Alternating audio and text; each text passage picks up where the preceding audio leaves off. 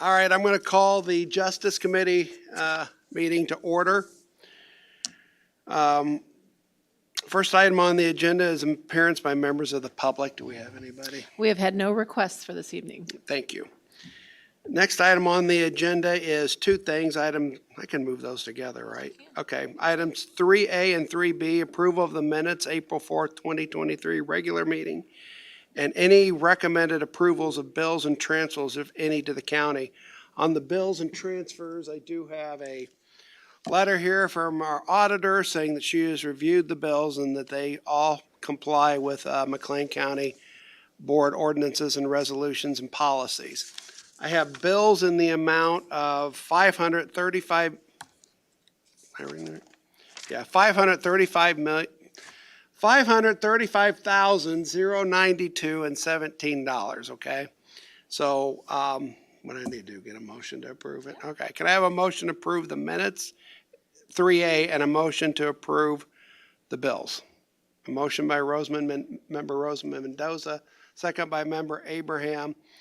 Any additions or corrections to the minutes? I'll ask that first. All right, seeing none, any questions about the bills? All right, seeing none, all those in favor of items 3A and 3B, please signify by saying aye. Any opposed?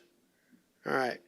Next item on the agenda is item 4A, Kathy Yoder. Kathy advised me that she was unable to make it tonight, but I would suggest if any of the members have any questions, they direct them through our county administrator or to Kathy Yoder. So we don't need to do anything else on that, do we? All right, next item on the agenda is item 4B, Ron Lewis, Public Defender.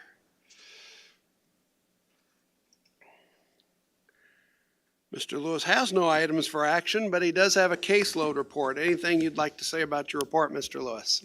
No, standard statistics. Does any member have any questions about the report? All right, seeing none, anything else you want to say? No. All right, thank you.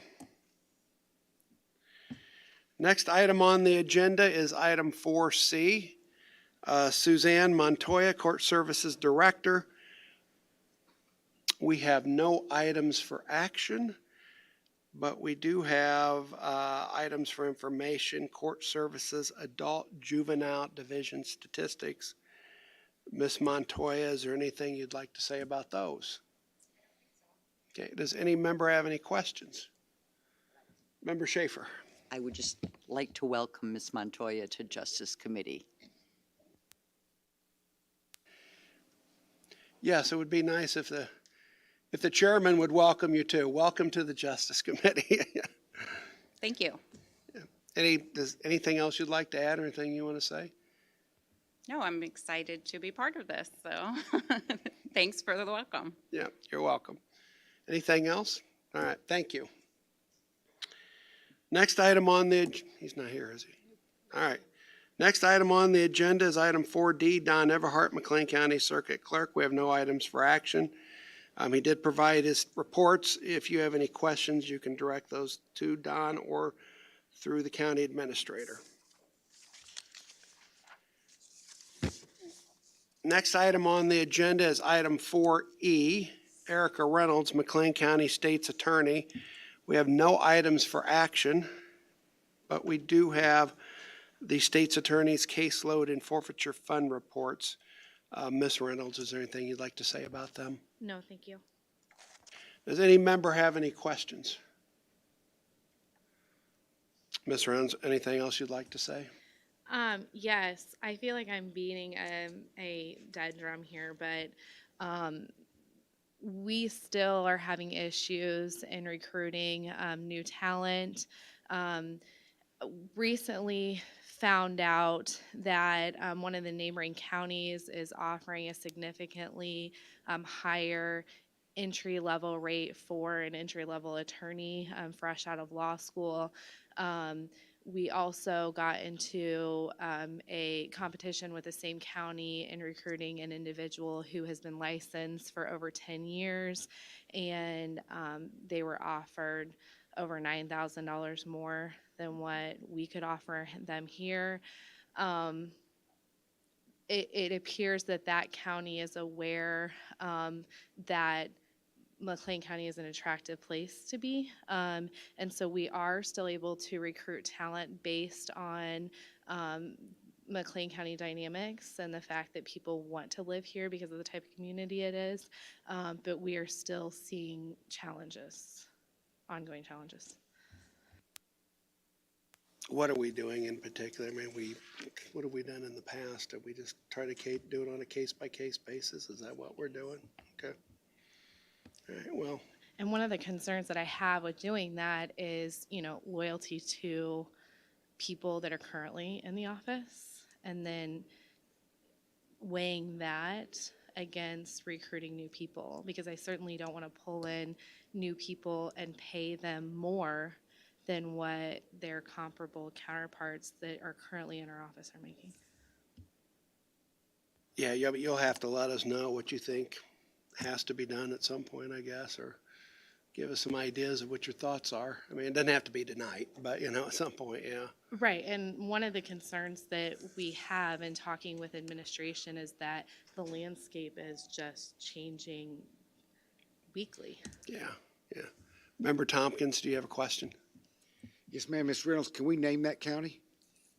I prefer not to publicly advertise their, but it's a neighboring county, and they're offering currently $11,000 more for a entry-level position than what we are able to offer. But I prefer not to advertise for that county, but I can have a private conversation with you about that.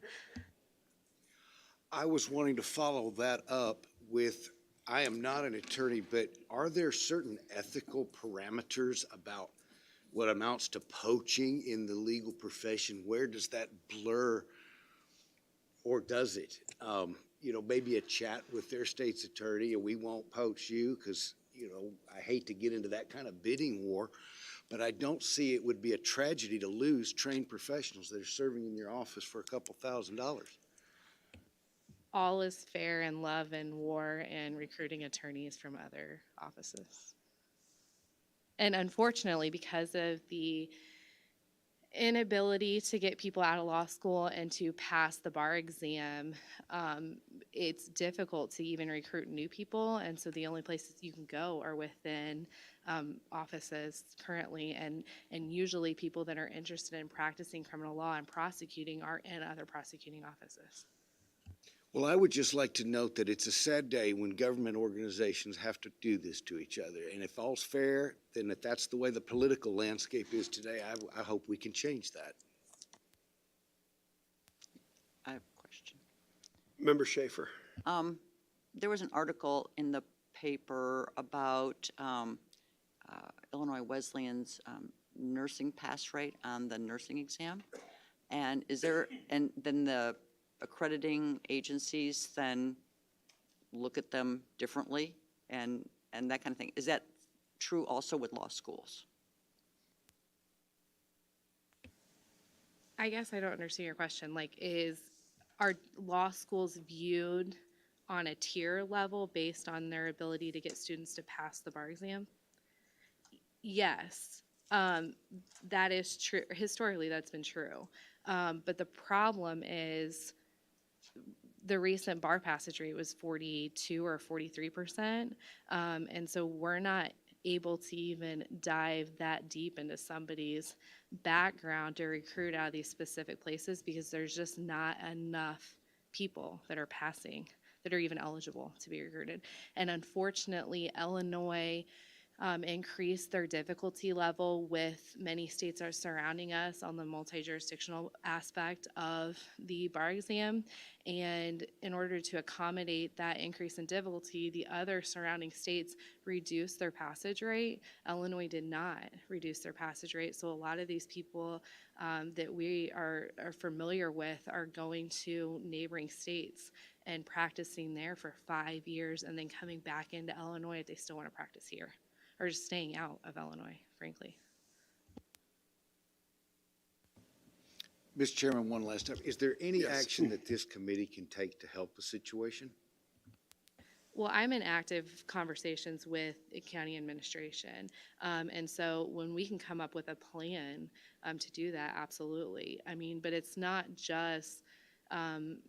necessarily just throwing money at every single new attorney because they're just not available. I mean, it's hard to even find some, but obviously that increases in difficulty when surrounding counties know what they're competing with and outbid you.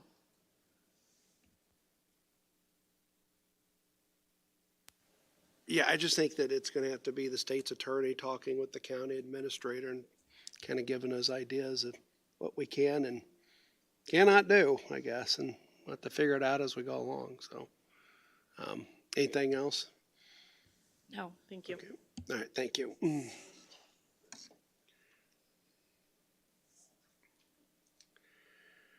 Next item on the agenda is item 4F, Molly Evans, Children's Advocacy Center Director. We have no items for action.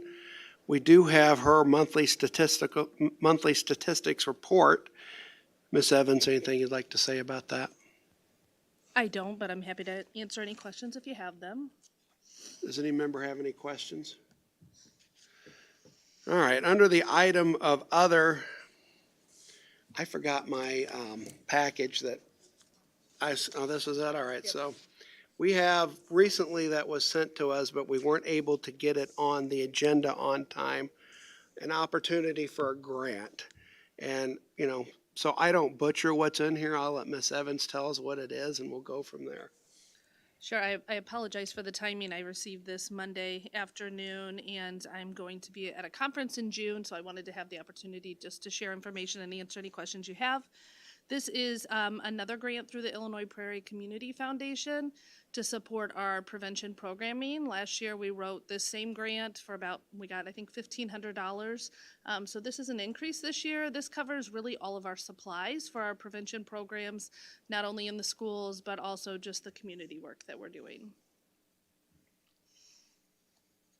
The plan was to get the information out tonight and then set it for what, stand up at the next county board meeting. So, I thought Julie, you sent that out to all the members, okay. Yeah, y'all got that, y'all got that in your email today. You got that in your email today, so hopefully you get a chance to look at it. But if you have any questions before then, you can direct them to the county administrator or Ms. Evans unless you have any questions now. The plan is to have this on the stand-up agenda at the next county board meeting. So, any questions? All right, anything else you want to say? The only thing else that I wanted to share, or am excited to share, is we will hopefully be having a new facility dog in our office as early as tomorrow. So we lost Jock, our dog, last year in May, late May, very unexpectedly, and put through a new application for a new facility dog late fall. And we've been working with Paws Giving Independence, which is out of Peoria. They recently placed a dog at Normal PD. They've got several dogs in schools in the Bloomington Normal area and also Peoria. They have a courthouse dog in Peoria, but we will be the first Children's Advocacy Center to get a facility dog through Paws. So our primary handler will go through certification tonight, and if all goes well, then Feta will be our new dog. Feta is a 18-month-old yellow lab.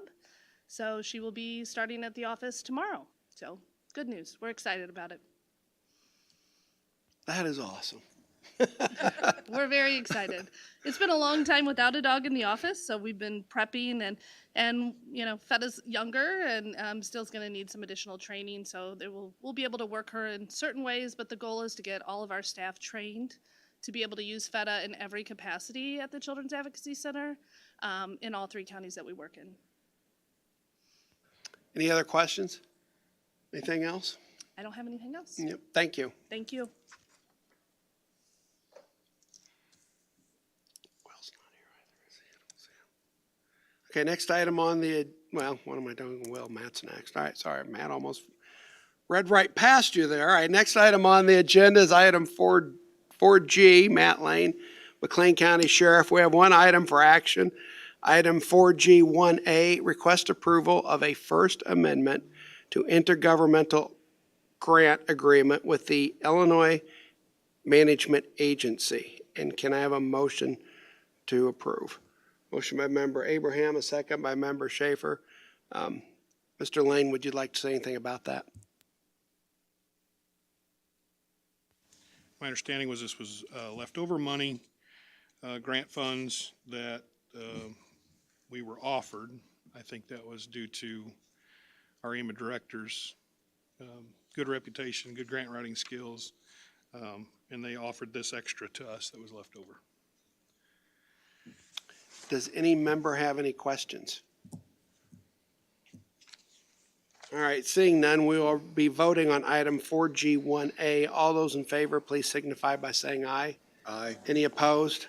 Next item on the agenda is the Sheriff's Monthly Statistical Report. Mr. Lane, anything you want to say about that? Nothing about those statistics in particular. I had a few others. Okay. Any questions about the report? All right, seeing none, Mr. Lane, you have anything else you want to say? I did want to let you know, give you a few updates. Right now, we are down to 2 Department of Corrections sentenced inmates in our facility. We still have 15 parole warrants, parole holds on current that have pending charges in McLean County also. I'm sorry, make that 16. There's 15 males, 1 male. We're doing a little better on that front. Mental health, we have, I believe after today, 10 that are waiting transport to DHS. 2 were transferred last week. Then we have 4 more pending fitness hearings that we're trying to get to DHS. When it comes to the detention facility and hiring, we have 7 now in training. We have 1 more going to start at the end of this month. We have 10 in background right now that have tentative offers. And I believe Tuesday of next week, a week from today, we have at least, I think 6 or 8 more applications or applicants to interview. We also have 1 control operator opening that we're trying to fill. So, does anybody have any questions for me, sir? Does any member have any questions of the sheriff about that information? Just provide it. Mr. Abraham.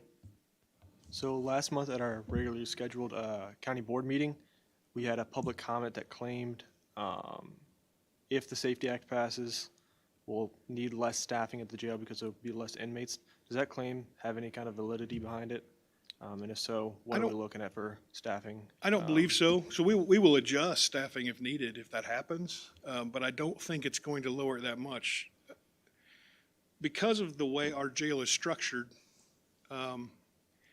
it takes more people than in some other jails.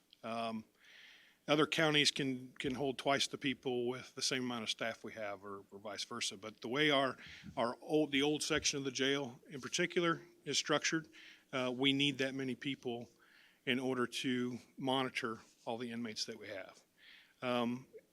I expect our numbers could go down if the PFA passes. I don't know for how long they'll go down. I think that's a moving target, and we need to see how that works out before we make any permanent decisions on staffing. That's for sure. Member Tompkins. Sheriff, it sounds like we've made some definite good progress here with the advertising efforts that you've put forth to recruit. Yes, sir. Congratulations on that. Thank you. I was wondering if there is a certain number of officers that we would still need to recruit in order to get all the inmates back to McLean County. It's more, at this point, I have 8 more to hire. I do have, I think, one or 2 more that are leaving, so then it'll probably go up from there to 10. Time to train is what I need. I need to make sure that the new COs that are brought in are trained correctly and they're up to the task when they're let out on their own. That's what my hurdle is. I need to make sure those folks, and sometimes it takes 8 weeks, sometimes it takes 10. But hopefully, you know, and we only have 7 of those that have started. So each day that goes by before we get more in, and we can only do that hiring process so fast, background investigations and things like that. So time is what I need. I'm hoping within the next 2 or 3 months, we can see some of those folks come back. I don't know that for sure. That is my best educated guess, and I'm hopeful that happens. In terms of context, and see if I'm off base here, when people start talking about possible reductions in staff, I think we still have a ways to go just to get back to even. Am I right? Yes. And with the jail addition, I think there may have been some possibly a little miscalculation on how many we would need for that addition facility. So I don't see it likely that we reduce staff. We may not have to increase it where we may have before if the PFA goes through. So. Any other questions? Anything else? No, sir. That's all I Thank have. you.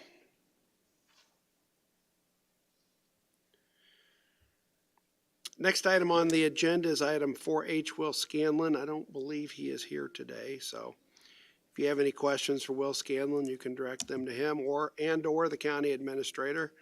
Final item on the agenda is item 4I, Cassie Taylor, County Administrator. We have no items for action.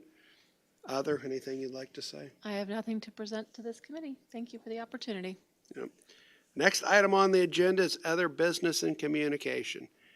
Anybody have anything they want to say? All right, seeing none, we are adjourned. Oh, what'd I forget? 4th of July is not on here. Oh, 4th of July. the 4th of July meeting. We got to decide when we're meeting in July. Is that what we're? Correct. Okay.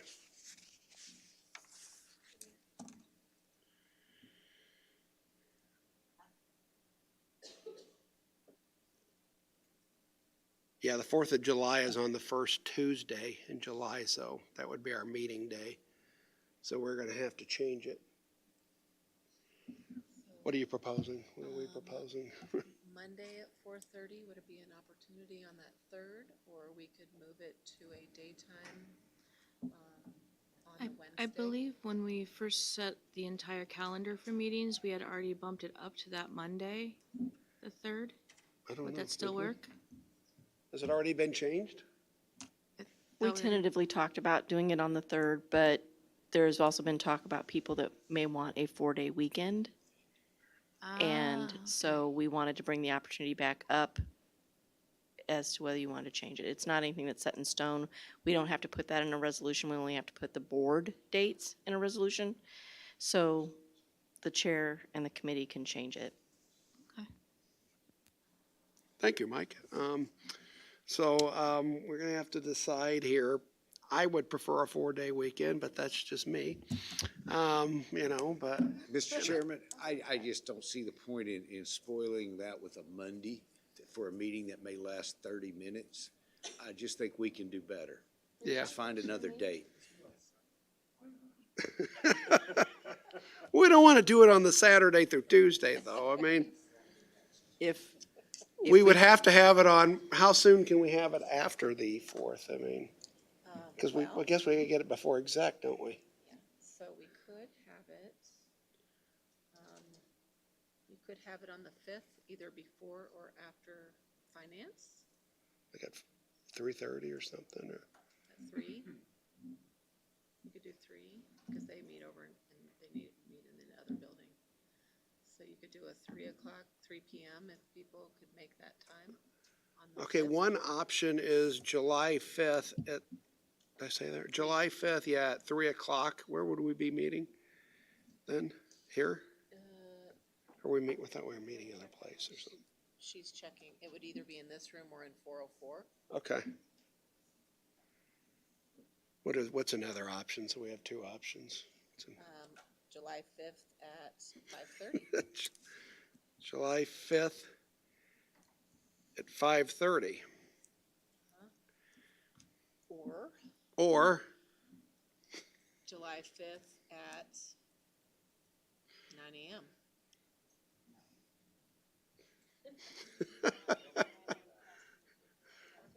Everybody wants a 9 a.m., I can see. Yes, all right, so approved, all right. All right, so it's between 3 and 5:30. Makes no difference to me. What do you guys want?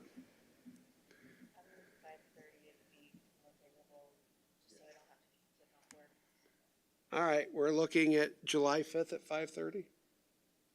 All right, I think that's the, did you need to look, or you good with that? Okay.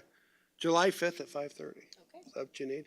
Yep, Thank you. Yep, July 5th at 5:30 will be the meeting of the Justice Committee in the month of July. So you're only getting a 4-day weekend. You can't extend that into the 5th, okay? Because you have to get back here for the 5th, all right? So, you leave on the preceding Friday. I think, How do you think? I think I've covered everything. I think we're adjourned. Thank you.